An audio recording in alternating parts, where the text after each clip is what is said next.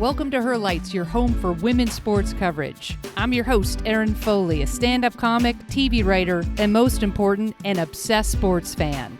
I break down the best games, highlight the best stories, and interview the best from the world of women's sports.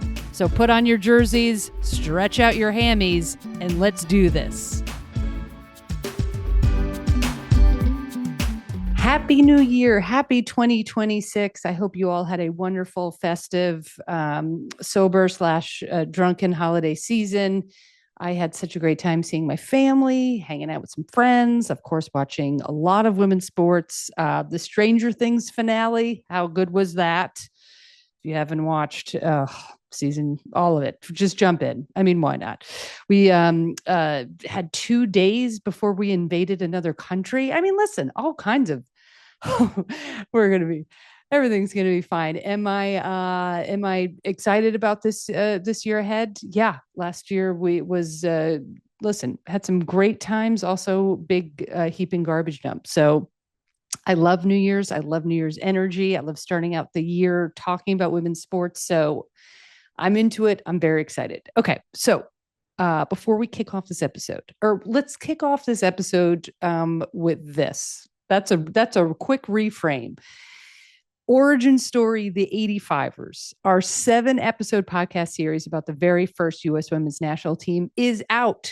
It's out. 7 episodes. It came out right before the holidays, and we're making a big push in January and February because obviously the content is evergreen.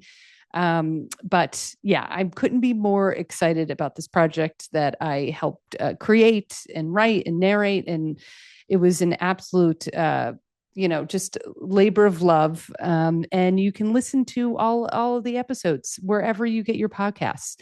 So first and foremost, it is a podcast. It does have what we're calling a video component on YouTube. So you can watch it, but just know it is a podcast with a video component and not a beautiful, elaborate documentary. Audio first, let's just put it that way. So, but listen to it, watch it, whatever you do, consume it. The story is incredible. All right. And you don't have to be a hardcore soccer fan to fall in love with it. It's about, these amazing women and their journey. And it's about grit and joy and equity and friendship and the women that built the foundation for everything we see in the pro game today. And I heard this story back in 2019 from Ruth Harker, one of the original goalkeepers who you will meet and fall in love with when you listen to the series, and just obsessed with the story ever since. So I'm now part of a media company called Story It Sports, and we pitched it to Adidas. And they were like, yes, let's do it. Adidas was there from literally day one in 1985, giving them cleats, giving them uniforms, supporting them. So it was just like this beautiful full circle moment. Yeah, so we partnered with Adidas and Silver Tribe Media just to bring the story to life. I had just an amazing team along for the ride. Huge shout out to Marissa McBride of Silver Tribe, Jane McManus, my co-host, co-writer, and Ryan Nantel also wrote and produced and all of it. It was just an incredible, joyous team of people working on just a wonderful story. So soccer fan, you're going to just eat it up. Non-soccer fan, if you're a fan of just being inspired and hearing these like modern day voices and 85ers players' voices, you're just going to love it. Trust me. People have cried. I cried every episode, just narrating it. And it's very joyful, very heartfelt. And I'd love for you to listen to it. So give it a whirl, as they say. And that was obviously the reason too, where I wasn't cranking out so many Her Lights episodes. So I apologize for that, but it was for a good cause. It was so worth it to share the story of the 85ers. So that's out. So that's more content for you to consume. Get into it. And now we're going to dive into Her Lights. I've missed it. I missed all of you. I'm so excited. We're going to do a lot of women's college basketball today. We've got a couple new leagues. We've got Unrivaled starting. We've got some volleyball leagues starting. We're going to do an Olympic preview, starting with some Olympic previews on Thursday. So much good stuff coming up. So I'm really pumped. It was a wild, I would say, wild, chaotic week of women's college basketball. Let's get into that. I'll tell you a couple things that happened. We'll highlight a couple games, some really good stories. So many undefeated teams just, I don't know, got defeated, lost on either on January 1st. I was binge watching, and of course all weekend, but like powerhouses, right? LSU dropped 2 in a row. Notre Dame dropped 2. Maryland lost. Michigan lost. TSU lost. And just kind of opened the doors for a Kentucky and a Vanderbilt to jump in the top 10. Iowa State lost. These teams were all undefeated. Well, most of them were. I saw the game. Iowa State lost to Baylor. Texas just escaped Ole Miss, which we'll talk about in a little bit. But just like wild, fun, competitive, a lot more parity in the league. And in most cases in November, December, they're playing non-conference games, right? So you see a lot of blowouts. You see some competitive games, but now we're getting into January and February where they're doing heavy conference play. So it was Big 10 matchups, Big 12 matchups, SEC matchups, which we'll start with right now. And the game I watched and lost my mind watching yesterday was LSU. Of course, that's Kim Mulkey. She was wearing some sort of crocodile skin outfit jacket. Just, so Kim Mulkey playing Vanderbilt. And Vanderbilt, if you remember her lights, old fans, new fans, I interviewed Shea Ralph, the head coach of Vanderbilt. I've been a huge fan of hers for a very long time.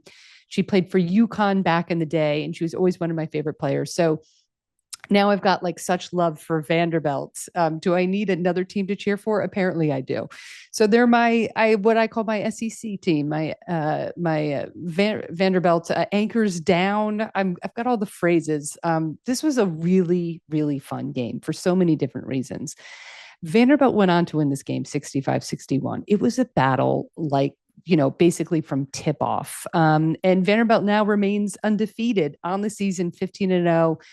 And LSU, they came out, they looked really strong in the beginning. They were just fresh off a loss to, I believe it was Kentucky a couple days before. And I was like, there's no way LSU is going to lose 2 games in a row. And they wound up losing 2 games in a row. And a lot of players on LSU played really well, but the story was Vanderbilt's Michaela Blake's 32 points. She scored, I think the first team's like 11 points. I had seen her play. I guess I saw her play last year as a freshman, and she was like a freshman phenom.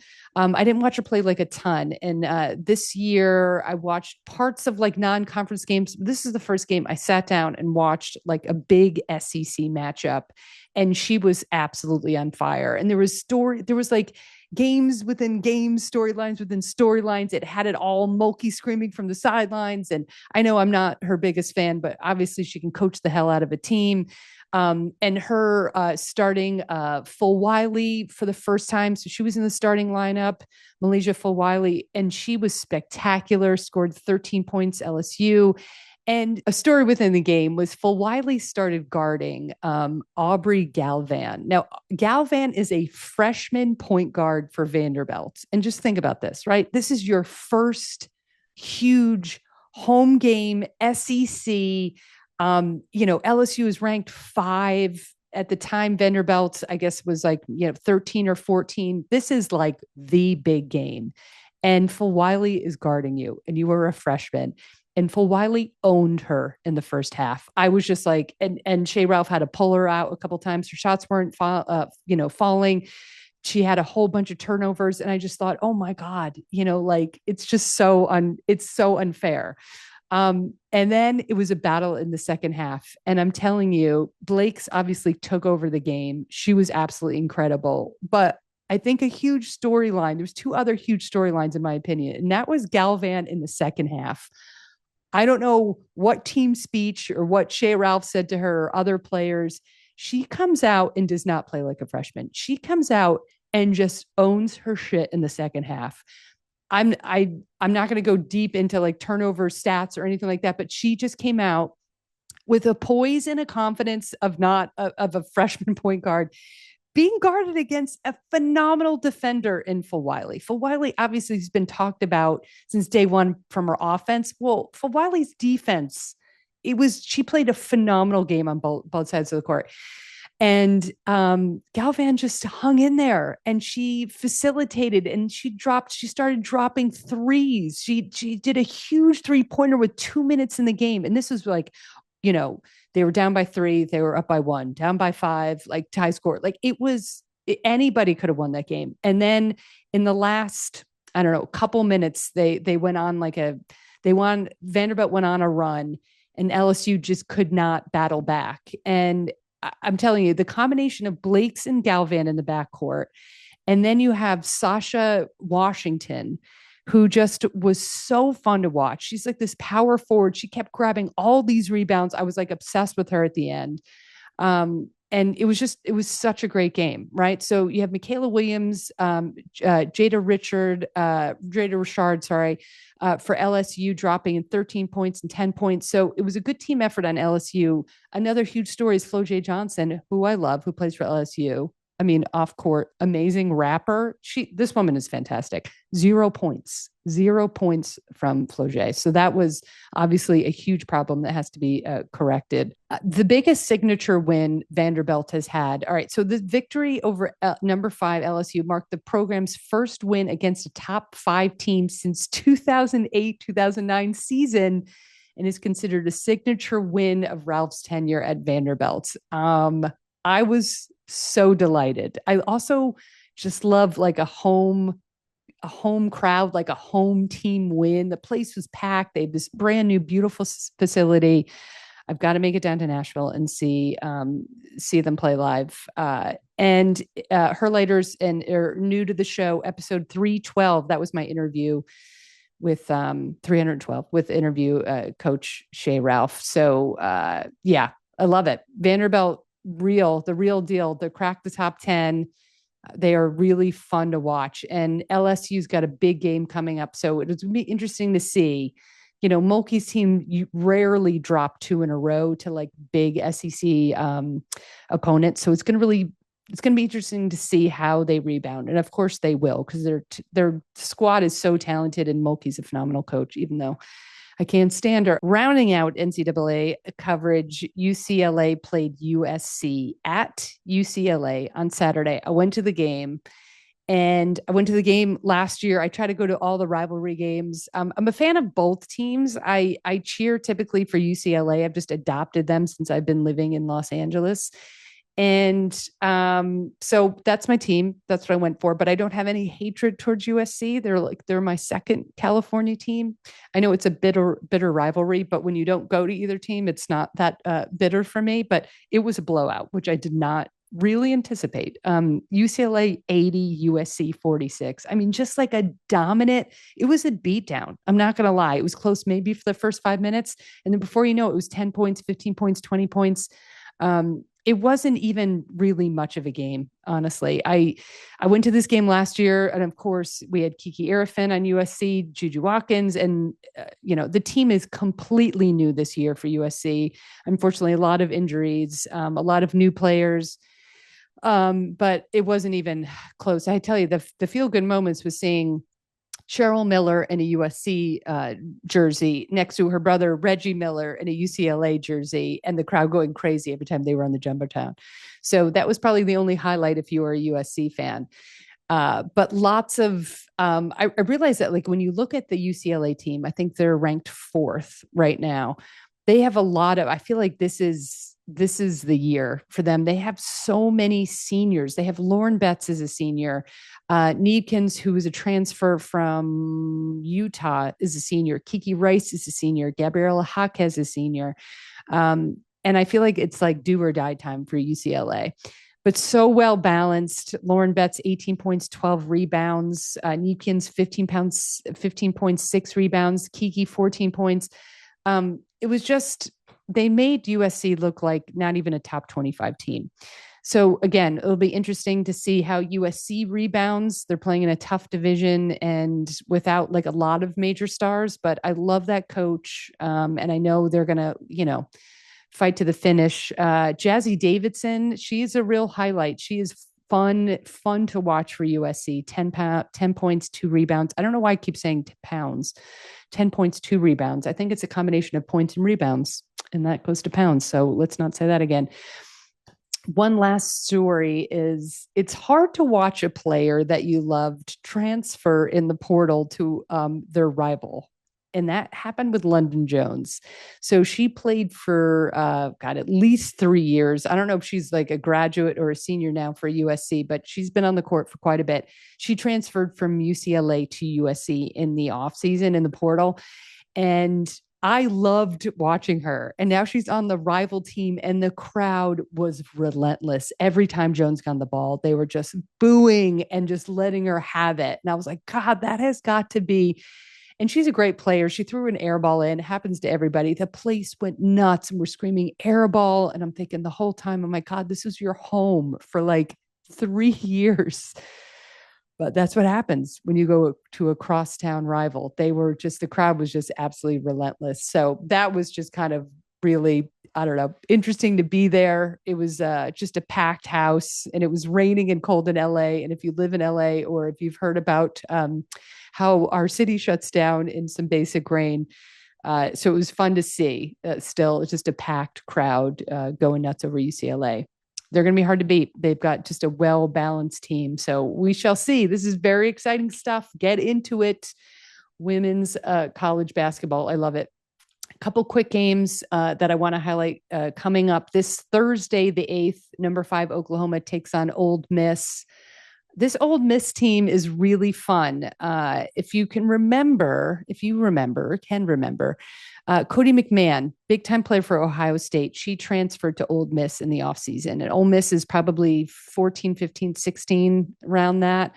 But they almost beat Texas on Sunday. That is a team to watch. That could be a team you don't want to play in the early rounds coming up in March. I love their coach, Ulette McEwen. They call her Coach Yo. She's a feel-good story. Started coaching in 2018, has turned that team around, led them to their first NCAA tournament in 15 years, and that was the 2021-22 season, Sweet 16 in 2023. She's got some players. She's a great coach. So that's a really great game to watch. If you're looking for a game this Thursday, Oklahoma, of course, Reagan Beers, the center, who's just phenomenal. That's going to be one to watch. And then let's see what happens with LSU. They have a huge rebound game next Sunday against Texas, the number 2 team in the nation. Huge game for both schools. Texas to kind of solidify their number 2, possibly number 1 ranking, and LSU. That is a tough stretch to try to bounce back against 2 big time losses to a Texas squad. And then another big one for Oklahoma taking on Kentucky. Another game on Sunday, and Kentucky's number 6 now. So lots of great games. And UConn, of course, still won. South Carolina is 3. They have some cupcake games coming up. In fact, UConn, most of the season, unfortunately, the Big East is just not what it once was. So they are not really truly going to be tested for a while. There is some matchups coming up, which I'll highlight, but UConn is obviously crushing it. They're still number 1. They're undefeated, but I don't know. I'm sitting here like, if I'm Texas and I know like my division, other teams are going to be so much more seasoned going into March Madness. Then again, that's exactly what happened last year, and UConn absolutely blew everybody out of the water. So we shall see. Get into it. College hoops. Okay, rounding out some basketball. Day 1 is today of Unrivaled, the fantastic 3x3, 3x3, however you want to say it. League started Brianna Stewart and Nafisa Collier. It starts today, Monday, January 5th, through March 4th. I think the championship is set for like early March in Miami. So most of the games will be in Miami, except for Friday, January 30th. It'll be in Philadelphia. I have tickets. I'm going to the game. So hopefully I will see you in Philadelphia. It's a special event called Philly is Unrivaled. It'll be, I think, 4 teams playing back-to-back games in Xfinity Mobile Arena. So check that out. But anyway, the league starts today. if you want more information and a fun way of sort of looking at the league and learning the teams and the coaches and the players, I was a guest on my favorite show, apart from my own, Sarah Spain's A Good Game with Sarah Spain. And it came out on December 5th. It's called Serving Daddy, an unhinged, unrivaled draft with ER Fightmaster, who I love. I love them so much. And myself on the December 5th podcast of Good Game with Sarah Spain. We break it all down. We do a draft. We introduce players. So if you want more unrivaled goodness, check out that episode. Okay, volleyball kicking off in January. We just had the March Madness December volleyball college tournament, which I absolutely loved. And I'm sorry I didn't get to cover that in depth because of the 85ers podcast. Texas A&M just went on an absolute tear, beating 3 number 1 teams, taking the crown. They were just so fun to watch. So anyway, volleyball's been in the air. And now we've got 2 pro leagues kicking off in January. We've got Love Volleyball, which I'm an absolute huge fan of. Last year, I did a live podcast from Austin with 2 phenomenal players from Love Austin Volleyball. So that airs. That's going to kick off this week, January 7th. And those games are going to be on USA. They have a Wednesday night match of the week on USA Network. Victory Plus. I will put this in the show notes. Just went on victoryplus.com, put my name and email in, and you can start watching volleyball games on it. I know women's sports is kind of all over the map. I'll try to give you the most information and up-to-date information. You can stream it on their LOVB.com and on YouTube. So if you're in the city of Atlanta, Austin, Houston, Madison, Nebraska, or Salt Lake, those are your teams. Go support their teams. Go watch live volleyball. It is so much fun. And they're expanding for 2027, LA, Minnesota, and San Francisco. So they're expanding to 9 teams in 2027. But for this season, it's another season of those 6 cities. The other league is Major League Volleyball. That's a rebrand of the former Pro Volleyball Federation. And that is super fun in itself, too. It's got Atlanta Vibe, Columbus Fury, the Dallas Rise, Grand Rapids Rise, Indy Ignite, Omaha Supernovas, Orlando Valkyries, and San Diego Mojo. I'm determined to go see them at the San Diego Mojo play. So if you live in one of those cities, again, I'll put it in the show notes. Go support these volleyball teams, these volleyball leagues. This is pro level, the best of the best. And I'm super excited. Both leagues kick off this week. So you've got Unrivaled, you've got college basketball, you've got 2 volleyball leagues to get into. And of course, the continuation of our professional women's hockey league, PWHL, which now this is a really fun time to watch, of course. The league kicked off in November because we're gearing up for the Olympics. And I'm so excited. And USA Hockey just announced our women's hockey lineup. The men's too, but I covered women. So women's hockey lineup. And so I'm going to cover that this Thursday. I'm going to start doing Olympic previews, which I'm super excited. Fan favorite Bridget McManus will be back this Thursday, and we're going to cover the USA Hockey, which features like the best of the best in the PWHL. Because the PWHL, as you know, there's 3 Canadian teams, now 4 Canadian teams. And what do we have? Boston, New York, Minnesota, Seattle. So, so 8 teams, right? So the best of the best that we've watched play that you can be watching right now in the PWHL will make up, our American team, our Canadian rivals. So you can get to know these players throughout the month of January before they go over to Italy play in the Olympics. So I'll be covering that on Thursday with Bridget. We're going to do figure skating. We're going to do snowboarding. We're just going to keep this Olympic. We're going to kick off Olympic fun, whatever previews. So I'm very excited about that. Okay. We're going to wrap up the show. Feel good moment of the week. Congrats to soccer power couple, Christy Mewis and Sam Kerr, who got married over the weekend. Oh my God. Go on Instagram. Do yourself a favor. The pictures are so beautiful and fun and joyful. These 2, if you've been following their courtship, it's just been tremendous. Sam Kerr, of course, like just one of the greats of all time. The, player for Australia. Now she plays over in England and Chelsea. And Christine Mewis, like just a phenomenal soccer player and one of the favorites on the national team when she got called up from time to time and played, and a stalwart in the NWSL. And they met, they fell in love. They've already had a baby. They got married. And it was fun to see other soccer players at the weddings. Of course, Sam Mewis, her sister, Kelly O'Hara, Lynn Biondolo. It's super, anyway, it was super joyful and a really great way to start the new year with a fantastic athletic lesbian wedding. So there you go. That is our show for the day. You have homework. Listen or watch to Origin Story, the 85ers, wherever you get your podcast, or you can watch it on YouTube. Just know that it is a podcast with a video element. So you're not watching a beautiful video documentary. You're listening to a podcast that has a video element. So I'd highly recommend listening to it, but people like to watch stuff. It's on YouTube.